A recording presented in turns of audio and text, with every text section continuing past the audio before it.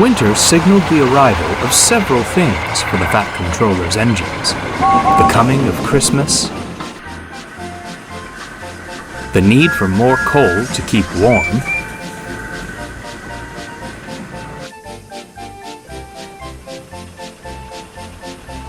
and the return of Spamcan.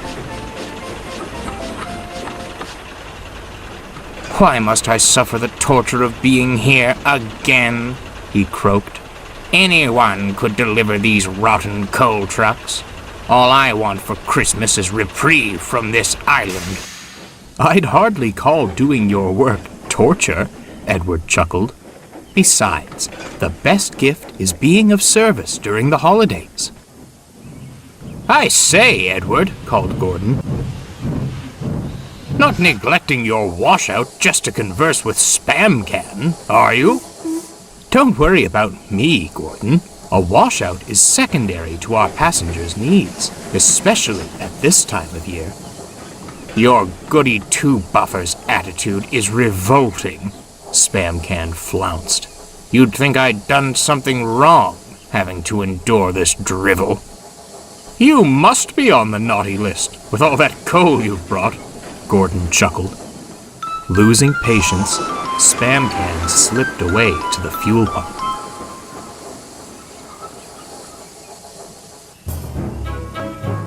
He'd hoped for a quick exit, but free roads were hard to come by at Christmas. He could have assisted with the workload. Instead, he slunk from siding to siding, sneering and being of no help to anyone.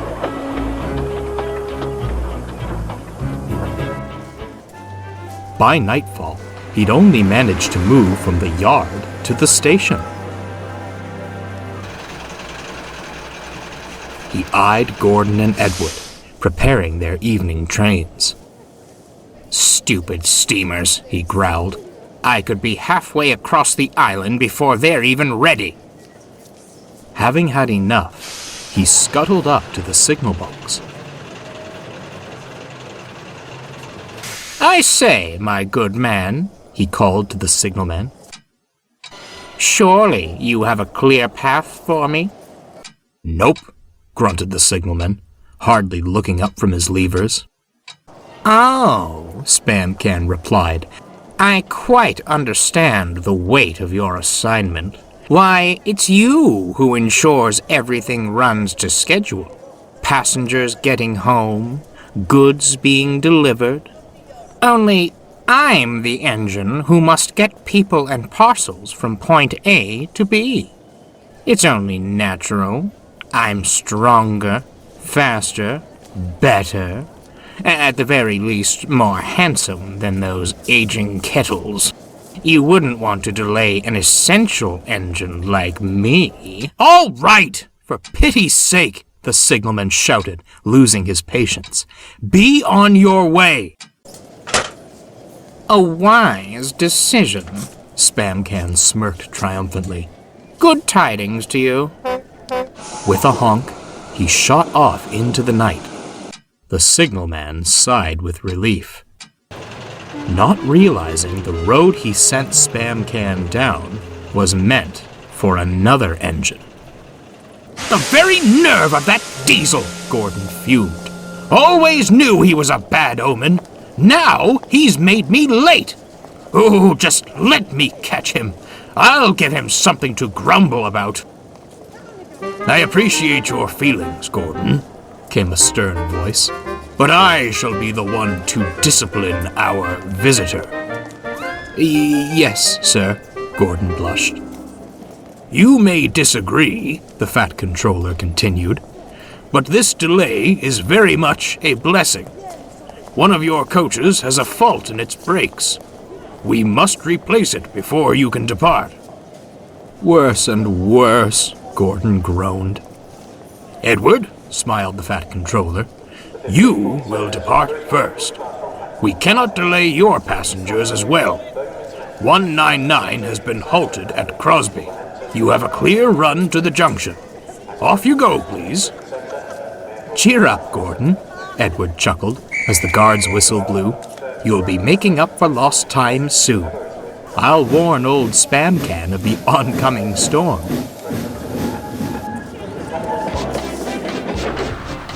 But Edward soon found he was in no mood to joke. As he hurried down the line, he felt a shortness of breath. When he reached Crosby, he was wheezing dreadfully.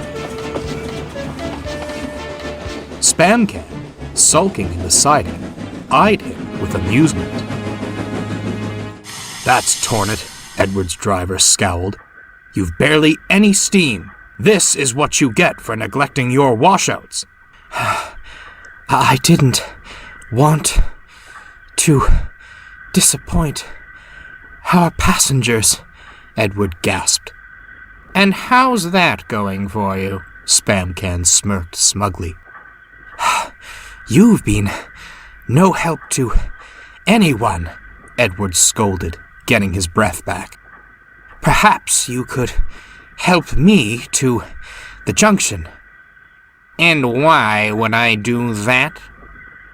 "After delaying our evening services, it would be wise for you to do something to get back in the Fat Controller's good graces."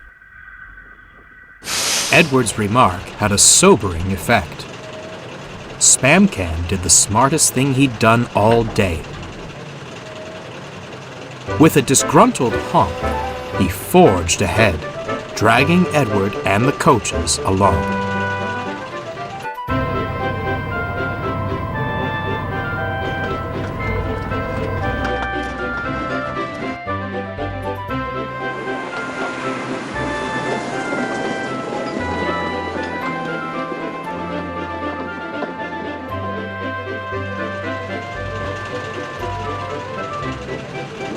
They soon reached Edward's station.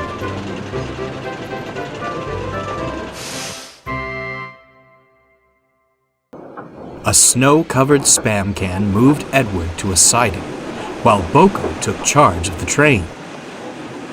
Edward was most grateful, but didn't get to say a proper thank you. With a green signal showing a clear path home, Spamcan had already hurried away. "Oh, anyone would think I'd gone soft," he grimaced. "Must get home. This railway drives an engine mad." However, his hopes for a fast run were dashed.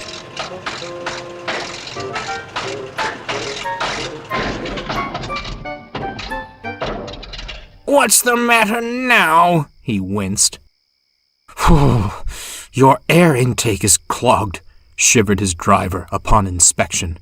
"Rotten snow. We're sitting ducks now." Spamcan was on the brink of an internal crisis. Was he fated to remain on Sodor? Before his mind could spiral further, he heard a thunderous sound in the distance. Closer and closer it came, until there, slowing as he drew alongside, was Gordon. "It takes a bold engine to delay my express," Gordon hissed. "I found your penchant for misfortune humorous, until it impeded my work. I've half a mind to leave you here and give the children a new snow engine to play with." Though Spamcan held his glare, Gordon's words formed a pit in his engine. "Imagine my surprise," Gordon continued, softening, "at what little Edward told me as I passed his station." Spamcan watched in confusion as Gordon uncoupled from the coaches and backed down onto him. What are you? Can't have you blocking the line. The Fat Controller would never approve," Gordon sniffed. Soon they were rocketing along, the coaches trick-trocking behind them.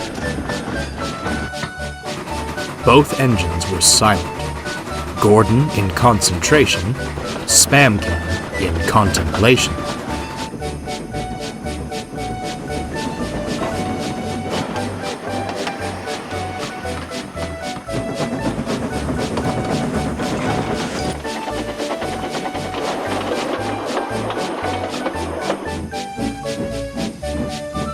Finally, they arrived at the last station on the other railway.